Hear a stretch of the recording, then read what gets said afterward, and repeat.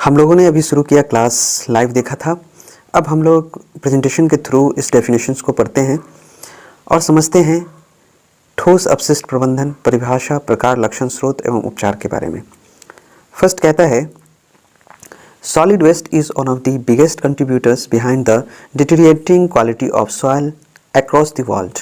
दुनिया भर में मिट्टी की बिगड़ती गुणवत्ता के पीछे ठोस अपशिष्ट सबसे बड़े योगदानकर्ता में से एक है। ये सॉलिड वेस्ट है ना, ये दुनिया में जितनी भी वेस्टेज हैं सॉलिड के फॉर्म में, वो सॉइल को, मिट्टी को बर्बाद कर रहे हैं, उनके क्वालिटी को बिगाड़ रहे हैं और मिट्टी की गुणवत्ता, क्वालिटी जो बिगड़ रही हैं उनके जिम्मेदार हैं solid waste. Open burning of solid waste contributes to air pollution moreover. और कहता है कि ठोस कचरे को खुले में जलाने से वायु प्रदूषण होता है। Unabated disposal of solid waste in freshwater resources results in increased levels of water pollution as well. मीठे पानी के संसाधनों में ठोस अपशिष्ट के निर्बाध निपटान से जल प्रदूषण का स्तर भी बढ़ता है। कहने का मतलब है कि जो हमारा नदी है, पोखर है इत्यादि है, जहाँ पे मीठा पानी है, उनमें अगर हम ठोस पदार्थ का डिस्पोजल करते हैं, फेंकते हैं वहाँ पर, तो इससे वाटर पॉल्यूशन बढ़ रहा है, जल का जो प्रदूषण है वो स्तर बढ़ रहा है। दूसरा है to control the detrimental effects of solid waste on the environment, solid waste management is an important step. पर्यावरण पर ठोस कचरे के हानिकारक प्रभावों को नियंत्रित करने के लिए ठोस कचरा प्रबंध एक महत्वपूर्ण कदम है। तो इन्वायरमेंट के लिहाज से, इन्वायरमेंट को सही रखने के लिए हमें ठोस कचरे के हानिकारक प्रभावों को रोकने के लिए सॉलिड वेस्ट मैनेजमेंट की आवश्यकता है और ये बहुत ही महत्वपूर्ण है। इसके लिए कदम उठाए जाने चाहिए और सॉलिड वेस्ट मैनेजमेंट आवश्यक है। Different techniques and methodologies are used to manage solid waste in an environmentally friendly manner, thereby reducing its negative impact on the soil, water, air and nature as a whole। कहते हैं पर्यावरण के अनुकूल तरीके से ठोस कचरे के प्रबंधन के लिए विभिन्न तकनीकों और पद्धतियों का उपयोग किया जाता है, जिससे मिट्टी, पानी, हवा और प्रकृति पर इसके नकारात्मक प्रभाव को कम किया जा सकता है। इस पद्धतियों के बारे में हम आगे पढ़ेंगे, क्लास में भी पढ़ लिया है कि बहुत सारी तकनीकें हैं सॉलिड वेस्ट का डिस्पोजल का। उन तकनीकों को अपनाया जाना चाहिए जिससे हमारे इन्वायरमेंट को नुकसान ना पहुँचे, हानि ना पहुँचे। अब कहता है what is solid waste management, ठोस अपशिष्ट प्रबंधन क्या है। देखिए, ठोस कचरे के नकारात्मक प्रभाव को रोकने के लिए नियंत्रण उपायों में से एक ठोस कचरे का उचित प्रबंधन है। One of the control measure to prevent the negative impacts of soil waste is proper management of solid waste. Waste can be defined as substances that are disposed of or are disposed of according to the provisions of law। अपशिष्ट को ऐसे पदार्थ के रूप में परिभाषित किया जा सकता है जिनका कानून के प्रावधानों के अनुसार निपटान किया जाता है या निपटान किया जाता है। नेक्स्ट है depending on the physical states of waste there are two types of waste, solid and liquid waste. Solid waste are any disposed material that have resulted from industries, commercial uses, mining, agriculture and house hold और community activities. कचरे की भौतिक अवस्था के आधार पर अपशिष्ट दो प्रकार के होते हैं, ठोस और तरल अपशिष्ट। ठोस अपशिष्ट कोई भी निपटान सामग्री है जो उद्योगों, व्यावसायिक उपयोगों, खनन, कृषि और घरेलू या सामुदायिक गतिविधियों के परिणाम स्वरूप हुई है। तो ये फिजिकल इसका प्रॉपर्टी है, फिजिकल स्टेज है। कचरे की भौतिक अवस्था होती है सॉलिड, और ये दो प्रकार की होती हैं, एक होता है ठोस के फॉर्म में, दूसरा होता है लिक्विड के फॉर्म में, तरल के फॉर्म में। नेक्स्ट है in order to classify waste as non liquid solid it must have 20% of its content as solid and must not liberate any liquids while transporting it.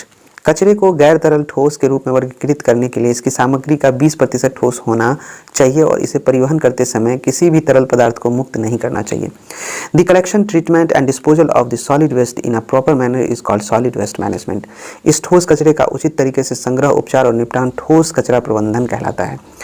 On the other hands liquid waste is defined as waste water, fats, oil और grease, fog और sludge and hazardous household liquids that are harmful or potentially harmful to humans or the environment। दूसरी ओर तरल अपशिष्ट को अपशिष्ट जल, वसा, तेल या ग्रीस, फॉग या कीचड़ और खतरनाक घरेलू तरल पदार्थ के रूप में परिभाषित किया गया है जो मानव या पर्यावरण के लिए हानिकारक या संभावित रूप से हानिकारक हो सकती हैं। नेक्स्ट है टाइप ऑफ सॉलिड वेस्ट, ठोस अपशिष्ट के प्रकार। We can classify solid waste in a number of ways based on the effects of solid waste on the environment and the health of humans. It can be differentiated between hazardous waste and non-hazardous waste. ठोस कचरे को हम कई प्रकार से वर्गीकृत कर सकते हैं। ठोस कचरे के पर्यावरण और मनुष्य के स्वास्थ्य पर पड़ने वाले प्रभावों के आधार पर इसे खतरनाक कचरे और गैर खतरनाक कचरे के बीच अंतर किया जा सकता है।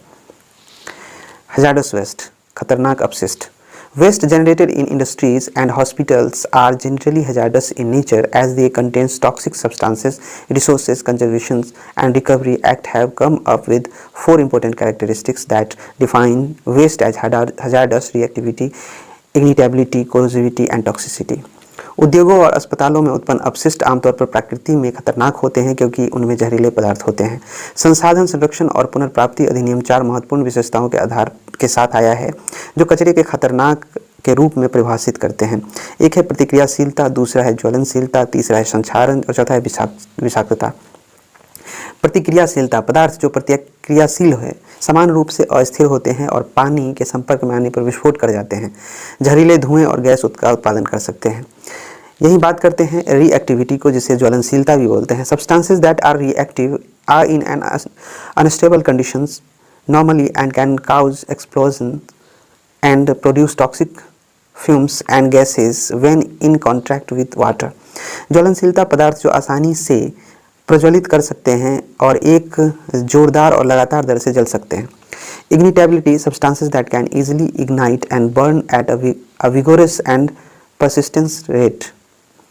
संक्षारकता: जिन पदार्थों का pH 2 से कम या, ये ज्वलनशीलता का था। संक्षारकता का होता है corrosivity: substances that have pH level lower than 2 or greater than 12.5 with capabilities of corroding metal surface are corrosive in nature.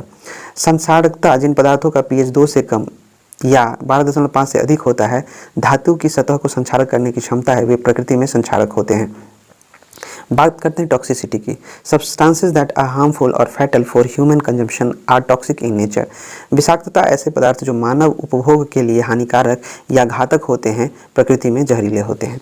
Example of hazardous wastage: pesticides, insecticides, paints, cleaners, batteries, kerosene, chlorine, bleach, prescription drugs, mothballs, fire extinguisher, toilet cleaner, medical waste, radioactive waste. खतरनाक कचरे के उदाहरण हैं कीटनाशक, paint, cleaner, battery, मिट्टी का तेल, chlorine, bleach, नुस्खे वाली दवाएं, मॉथबॉल, अग्निशामक, शौचालय क्लीनर, चिकित्सा अपशिष्ट, रेडियोधर्मी कचरा इत्यादि। Hazardous waste: खतरनाक अपशिष्ट। Waste generated in industries and hospitals are generally hazardous in nature as they contain toxic substances. Resources Conservation and Recovery Act have come up with 4 important characteristics that defines waste as hazardous: reactivity, ignitability, corrosivity and toxicity. उद्योगों और अस्पतालों में उत्पन्न अपशिष्ट आमतौर पर प्रकृति में खतरनाक होते हैं क्योंकि उनमें जहरीले पदार्थ होते हैं। संसाधन संरक्षण और पुनर्प्राप्ति अधिनियम 4 महत्वपूर्ण विशेषताओं के साथ आया है जो कचरे को खतरनाक के रूप में परिभाषित करते हैं। प्रतिक्रियाशीलता, ज्वलनशीलता, संक्षारण एंड विषाक्तता। गैर खतरनाक अपशिष्ट non hazardous waste: waste that does not harm people's health or the environment directly and whose disposal is less stringent is called non-hazardous waste. This waste can be divided into 2 kinds. ऐसे अपशिष्ट जो लोगों के स्वास्थ्य या पर्यावरण को सीधे तौर पर नुकसान नहीं पहुंचाते हैं और जिनका निपटान कम सख्त है, गैर खतरनाक कचरा कहलाता है। इस कचरे को 2 प्रकार में विभाजित किया जा सकता है। Non hazardous wastage: this is commonly known as the garbage or trash that we collect at a domestic level from home, school, commercial level and clinics. नगर पालिका ठोस कचरा: इसे आमतौर पर कचरा के रूप में जाना जाता है जिसे हम घरों, स्कूलों, वाणिज्यिक स्तर और क्लिनिकों से घरेलू स्तर पर एकत्र करते हैं। वहीं बात करते हैं this includes every day items like paper, newspaper, food waste, glass, furniture, clothing, plastics. इसमें कागज़, समाचार पत्र, खाद्य अपशिष्ट, कांच, फर्नीचर, कपड़े, प्लास्टिक आदि जैसी रोजमर्रा की वस्तुएं भी शामिल हैं। The high level of urbanization today has increased the level of municipal solid waste that is generated these days. Items like construction wastes, automobiles, bodies, combustion as industrial wastes and municipal sludges are not included in municipal solid waste, even if these wastes are disposed of in municipal landfills or incinerators. शहरीकरण के उच्च स्तर ने आज नगर पालिका के ठोस कचरे के स्तर को बढ़ा दिया है, जो इन दिनों उत्पन्न होता है। निर्माण अपशिष्ट, ऑटोमोबाइल निकाय, दहन, राख, औद्योगिक अपशिष्ट और नगरपालिका कीचड़ जैसी वस्तुएं नगरपालिका के ठोस कचरे में शामिल नहीं है, भले ही इन कचरे को नगरपालिका के लैंडफिल या भस्मक में से निपटाया गया हो। नेक्स्ट है non municipal solid waste, agriculture waste, construction waste, automobile bodies combustion, as mining waste, industrial waste and municipal sludges are the main components of non municipal wastage.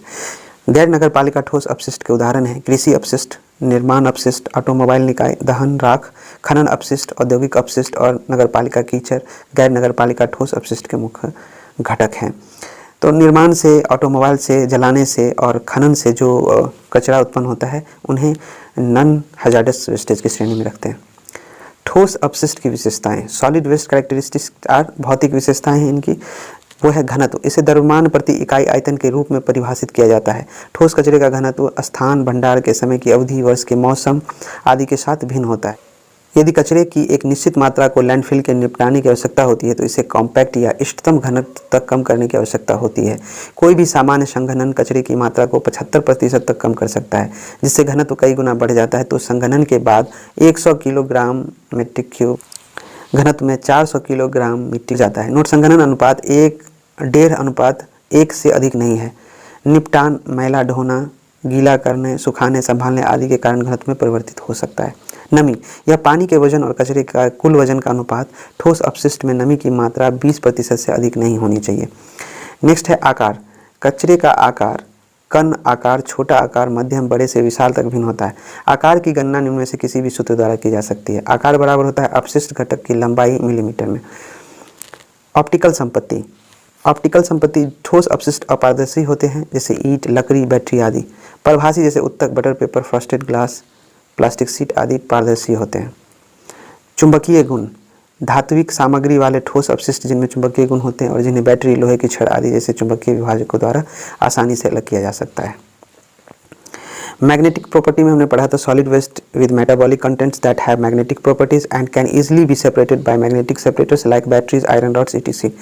यहाँ पे फॉर्मूला है साइज का, length of the waste component in mm और size. Formula है size equal to length of waste component in mm in size. Optical property में होता है solid waste can be opaque like bricks, wood, battery etc। और जो transparent होते हैं, ट्रांसक्यूलेंट होते हैं, वो होते हैं tissues, translucent like tissue, butter paper, frosted glass और transparent like glass and plastics. Moisture की बात करें तो 20% से अधिक नहीं होना चाहिए ठोस में।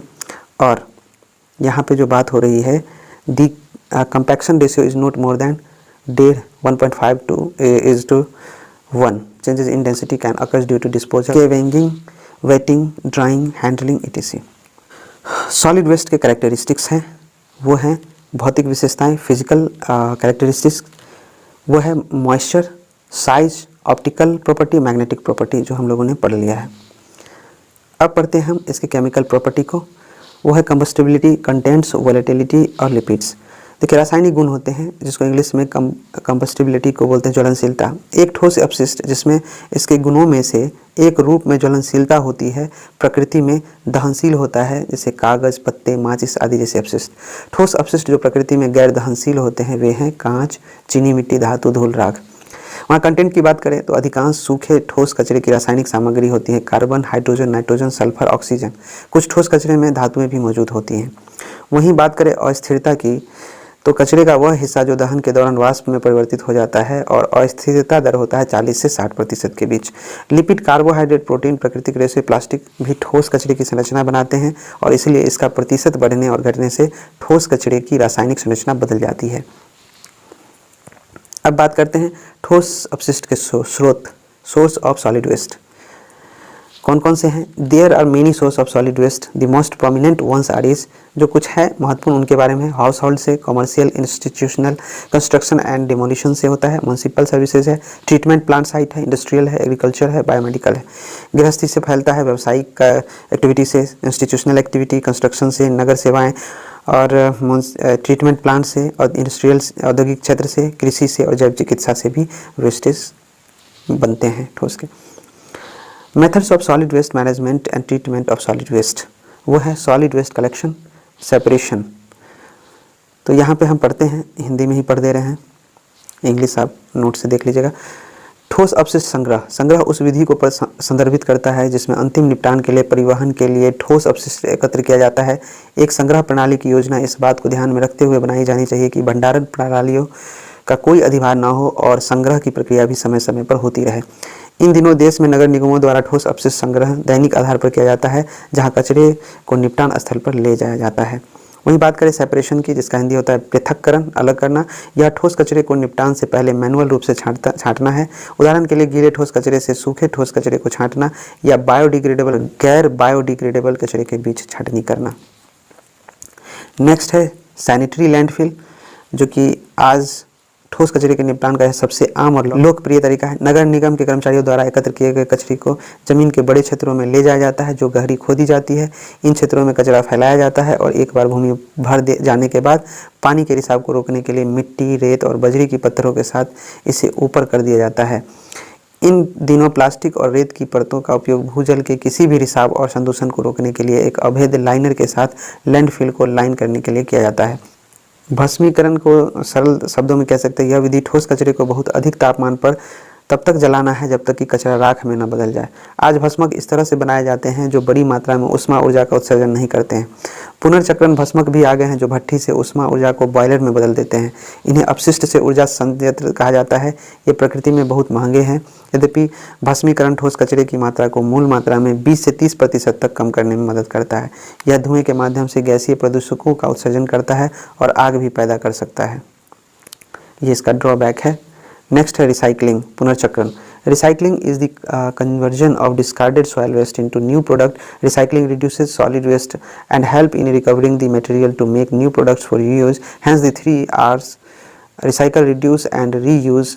The waste collected is segregated and then reprocessed to create a new ones. For example, collecting plastics to create new plastics material. Other examples are glass, metal, paper, e-waste.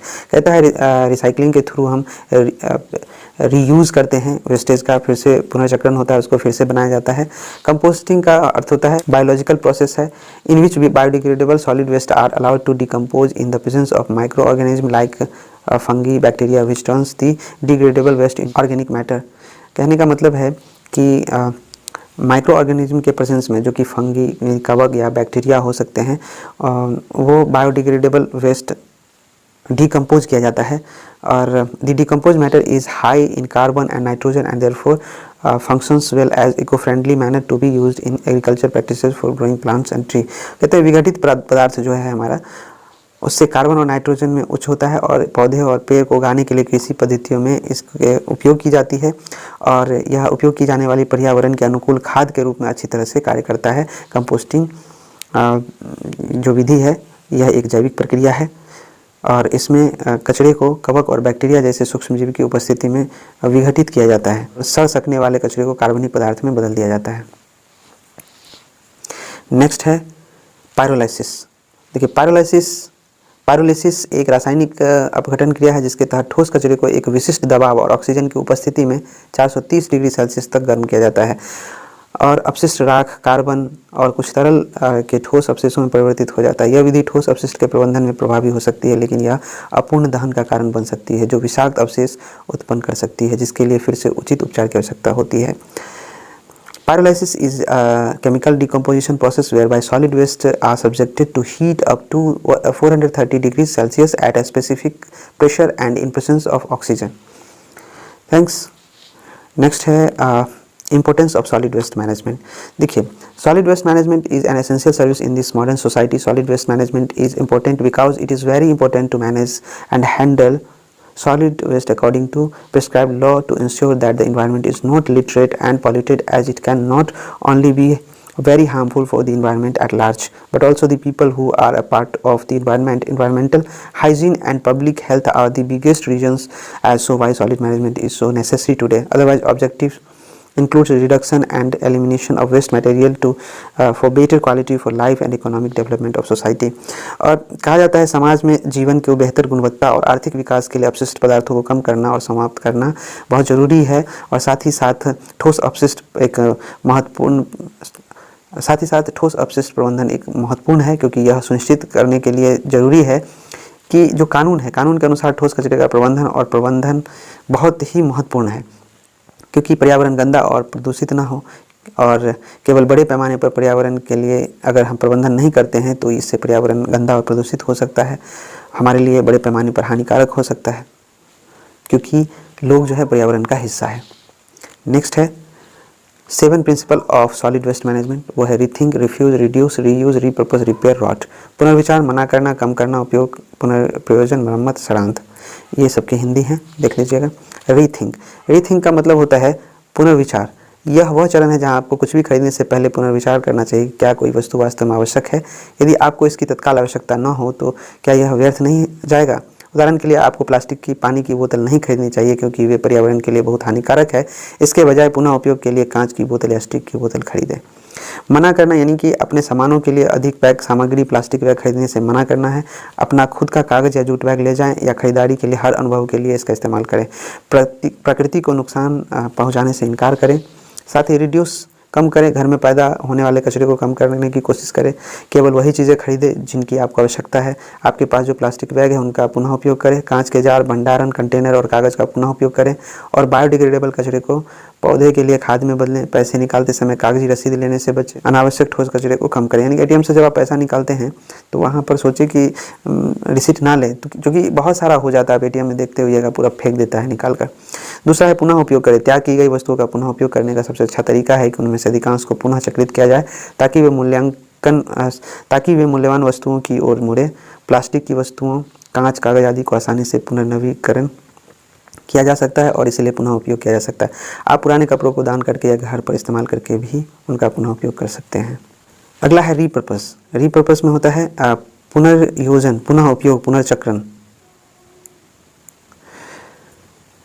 वस्तुओं को पुनः उपयोग करने के लिए बदल रहा है या संशोधित करता है। उदाहरण के लिए अपने पैर पर झूले के रूप में एक पुराने टायर का उपयोग करना, अपने पुराने जूतों को नए बनाने के लिए पेंट करना, मोमबत्ती स्टैंड के रूप में छोटे कांच के जार का उपयोग करना आदि। मरम्मत यानी कि रिपेयर, ठोस अपशिष्ट प्रबंधन में टूटी हुई पुरानी सामग्री को वापस लाने और कचरे के उत्पादन को कम करने के लिए मरम्मत करना बहुत महत्वपूर्ण है। उदाहरण के लिए अपने रेडियो कबाड़ में फेंकने या टूटी हुई कुर्सी का मरम्मत करने के बजाय उसको मरम्मत करना चाहिए। सड़ांत यानी कि सड़ना या खाद बनाना एक जैविक प्रक्रिया है जिसमें बायोडिग्रेडेबल ठोस कचरे को एक सूक्ष्म जीव की उपस्थिति में विघटित होने की अनुमति दी जाती है, जैसे कि कवक और बैक्टीरिया कचरे को कार्बनिक पदार्थ में बदलते हैं जो कार्बन और नाइट्रोजन में होता है और इसीलिए एक पर्यावरण के रूप में अच्छी तरह से कार्य करता है और कृषि के लिए खाद के रूप में भी उपयोग किया जाता है। अगला है effects of poor solid waste management. वो अगर अच्छे से सॉलिड वेस्ट मैनेजमेंट नहीं करते हैं तो उसका इफ़ेक्ट क्या होता है, तो आपके चारों तरफ कूड़ा करकट का वातावरण हो जाएगा। यदि कूड़ा का निस्तारण समुचित व्यवस्था नहीं होगी तो ठोस कचरा सड़कों पर ढेर फेंक दिया जाएगा और पर्यावरण अधिक से अधिक प्रदूषित हो जाएगा। लोग अपने घरों को साफ करेंगे लेकिन उसके आसपास गंदगी होगी, इससे हवा, पानी और जमीन प्रदूषण बढ़ेगा। मानव स्वास्थ्य पर प्रभाव पड़ेगा इसका। ठोस कचरे का अनुचित निपटान से वायु, जल और भूमि प्रदूषण तो हो सकता है, बदले में विभिन्न स्वास्थ्य जोखिम पैदा हो सकता है। प्रदूषित हवा ब्रोंकाइटिस, अस्थमा, फेफड़ा का कैंसर का कारण बन सकती है। सीसा आदि युक्त पानी से विकास संबंधी समस्याएं उत्पन्न हो सकती है ताकि प्रजनन संबंधी समस्याएं भी हो सकती हैं। नेक्स्ट है जहरीली गैसों का उत्सर्जन हो सकता है। यदि खराब ठोस अपशिष्ट प्रबंधन कार्य में है तो विषाक्त पदार्थों का ठीक से निपटान नहीं होगा और फिर से पदार्थ जहरीले धुओं को छोड़ेंगे जो हमारे स्वास्थ्य के लिए घातक है। भूमि और समुद्री जीवों पर प्रभाव, चूँकि जल, भूमि और वायु उच्च स्तर के जहरीले पदार्थ जैसे प्लास्टिक, धातु, रसायन आदि को प्रदूषित करते हैं जो मानव द्वारा भूमि पर सेवन किए जाते हैं और समुद्री जानवर उनकी मृत्यु का कारण बन सकते हैं। क्वेश्चन है ठोस अपशिष्ट प्रबंधन का दायरा क्या है। क्या ठोस अपशिष्ट प्रबंधन विषय को एक दिन में पूरा किया जा सकता है। ठोस अपशिष्ट प्रबंधन में मरम्मत और पुनर्प्राप्ति क्या है। एक लाइन में ठोस अपशिष्ट प्रबंधन क्या है। बायोमेडिकल कचरे के कुछ उदाहरण क्या हैं, तो ये हैं बायोमेडिकल वेस्ट के कुछ उदाहरण है सिरिंज, बैंडेज और दवाएं इत्यादि। बहुत कुछ है जो मैंने फास्ट कंप्लीट किया है। आप इसका PDF देख सकते हैं, नहीं तो रोक कर वीडियो आप बड़ा करके भी पढ़ सकते हैं। इसको मैंने बड़ा कर दिया है, आप देख सकते हैं इसको। फ्रेंड्स, हमारा यहाँ यूनिट 1 का chapter 2 solid waste management complete होता है। अब हम लोग मिलेंगे म्युनिसिपल वेस्ट मैनेजमेंट में, जहाँ पे हम म्युनिसिपल एक्ट भी पढ़ेंगे जो कि आपके BPSC के सिलेबस में लास्ट वाला टॉपिक है। हम लोग एक ही साथ बहुत सारा टॉपिक कंप्लीट करेंगे, ज़रूरी नहीं है कि 100 वीडियो बने, 25-30 वीडियो में ही पूरा सिलेबस ख़त्म हो जाए, ये हमारी कोशिश रहेगी। आपको यह वीडियो कैसा लगा है आप हमें कमेंट बॉक्स में लिख कर बताइए। अगर आपको अच्छा लगा है, आप हमारे चैनल पर नए हैं तो प्लीज़ सब्सक्राइब कर दीजिए और बेल आइकन दबाना ना भूलेंगे ताकि जब हम वीडियो बनाएं तो आपको नोटिफिकेशन मिलता रहेगा। अगर आप बेल आइकन दबा देंगे तो दोस्तों के भी शेयर करें, और यानी क्वेरीज अगर हैं तो हमने नंबर दिया हुआ है, वहाँ पर कांटेक्ट कर सकते हैं व्हाट्सएप के थ्रू। Thank you.